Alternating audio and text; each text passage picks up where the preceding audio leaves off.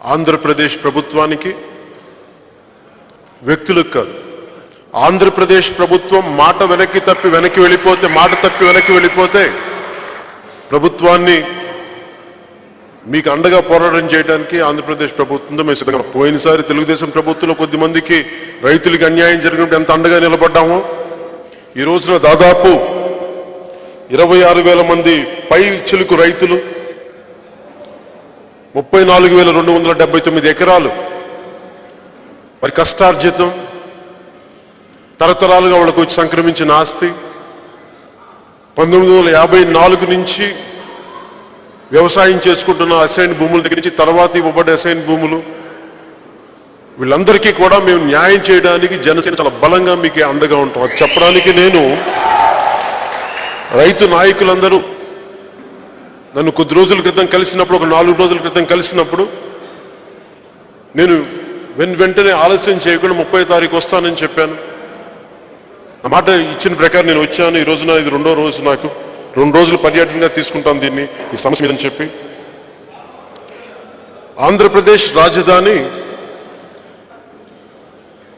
మనకి రాష్ట్రం విడిపోయినప్పుడు సరైన నాయకులు ప్రజల పక్షాన నిలబడలేక, ఎవరి స్వార్థాలు, వారి సొంత వ్యాపార ధోరణి రాజకీయాల్లో ప్రవేశించి ప్రజల పక్షం మాట్లాడలేకపోయినప్పుడు అడ్డగోలుగా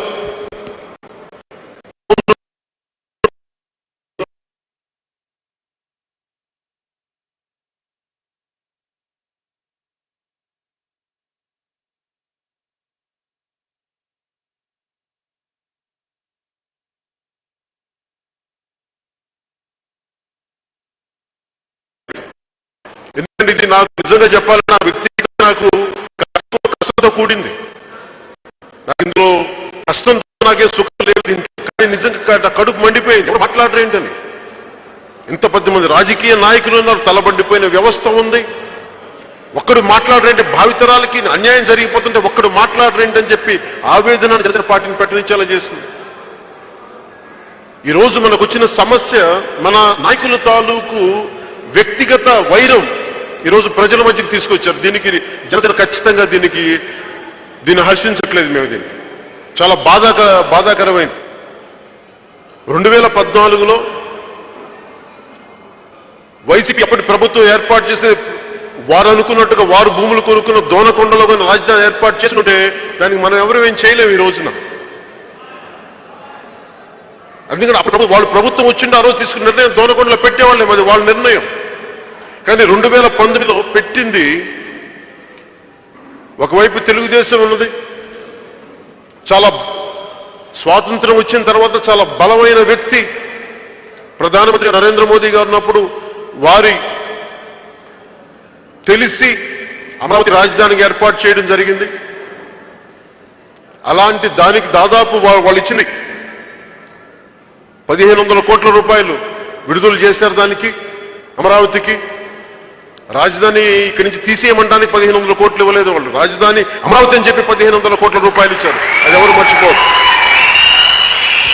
అలాగే నాకు వ్యక్తిగతంగా ఉన్న అనుబంధం ఏమిటి దీనికి, హైదరాబాద్ విడిపోయిన తర్వాత మనకి 1959లో ఆంధ్రప్రదేశ్ మద్రాసు నుంచి విడిపోయిన తర్వాత మనకి కర్నూలు రాజధానిగా వచ్చింది. మళ్ళీ కర్నూలు వదులుకొని ఒకసారి హైదరాబాద్ పోయాం. మళ్ళీ కాదని చెప్పి తరివేస్తే రాజధాని లేని పరిస్థితులు అవి, అవమానంతో కూడిన పరిస్థితులు. అలాంటి సమయంలో ఎకరం రైతులు కూడా, అరెకరం ఉన్న రైతులు కూడా, అసైన్ భూములు ఉన్న దళితులు కూడా ఇంతమంది కలిసి దాదాపు 34,000 పైచిలుకు ఎకరాలు ఇంతమంది ఇచ్చారు. 8,000 మంది కల్పించారు. 26,818 మంది రైతులు. ఇది మా రాష్ట్రం కోసం, మా దేశం కోసం, దేశం గర్వపడేలా ఒక అమరావతి రాజధాని కావాలని చెప్పి ఇక్కడ ఇచ్చింది. చాలా మంది కష్టం.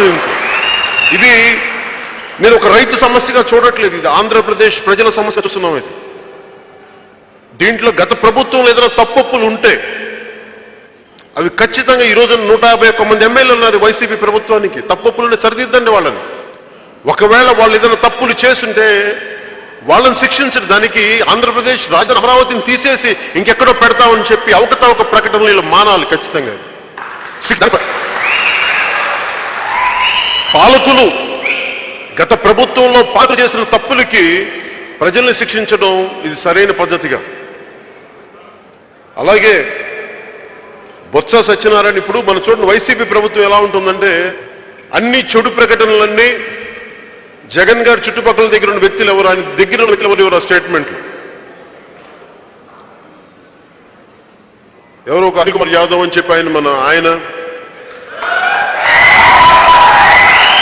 అన్ని అంటే ధ్వంసం అంతానేమో విధ్వంసంతో కూడిన వార్తలన్నీ జగన్ రెడ్డి గారికి సంబంధించిన దగ్గర వ్యక్తులు ఎవరెవరు బయట వాళ్ళు ఇస్తారు, ఆయన కుటుంబీకులు ఎవరెవరు.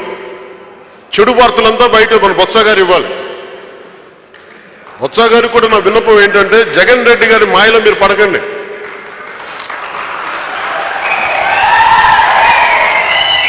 రాజకీయాల్లో చెడు వార్తలకి మీరు మెసెంజర్ అవ్వకండి. మీరు ప్రజలు ఆగ్రహానికి గురయ్యే వార్తలకి మీరు బాధితులు కాకండి. మీరు బొత్స గారికి కూడా నా విన్నపం ఏంటంటే మీరు దయచేసి అనుభవజ్ఞులు. మీరు నిన్న మీటింగ్ లో కూడా చెప్పాను, పిసిసి ప్రదేశ్ కాంగ్రెస్ కమిటీకి ప్రెసిడెంట్ గా చేసిన వ్యక్తి, పాపం ఉమ్మడి రాష్ట్రానికి ఆఖరి ముఖ్యమంత్రిగా ఉండిపోతే బాగుంటుందని ఆశపడ్డ వ్యక్తి. అంటే ఏమో ఏ రోజు ఎటు తిరుగుతో తెలియదు కదా. ఏమో రేపు పొద్దున ఈ ప్రభుత్వానికి ఆయన ముఖ్యమంత్రి అవ్వచ్చు కదా, మనకేం తెలుసు ఏ రోజులు ఎలా వస్తుంది. అందుకని బొత్స గారు కూడా మీరు ప్రజల అభిమానం సంపాదించాలి. మీకు ఎక్కడో మారుమూల కోరిక ఉంది, మీకు ముఖ్యమంత్రి అవ్వాలని కోరిక, దాన్ని దృష్టిలో పెట్టుకుని జాగ్రత్తగా మాట్లాడండి మీరు కూడా. అలాగే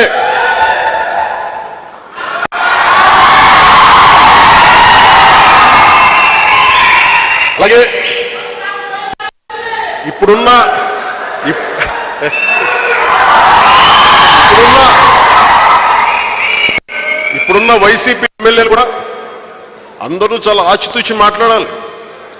అధికారం అనేది మీకు శాశ్వతంగా ఎవరి దగ్గర ఉండదు, దయచేసి అర్థం చేసుకోవాలండి. 151 మంది ఎమ్మెల్యేలు ఉన్నాం, మా ఇష్టానికి చేసుకుంటాం, మా ఇష్టానికి ఇసుక అమ్ముకుంటాం. అంటే గత సంవత్సరంలో మీకు తెలుసు కదా, ఇసుక భూమిని అడ్డగోలుగా తవ్వేస్తే గత ప్రభుత్వానికి ఏం జరిగిందో అలాగే మళ్ళీ మీరు అదే రకంగా మీరు ఇసుకతో ఆడుకుంటా ఉన్నారు.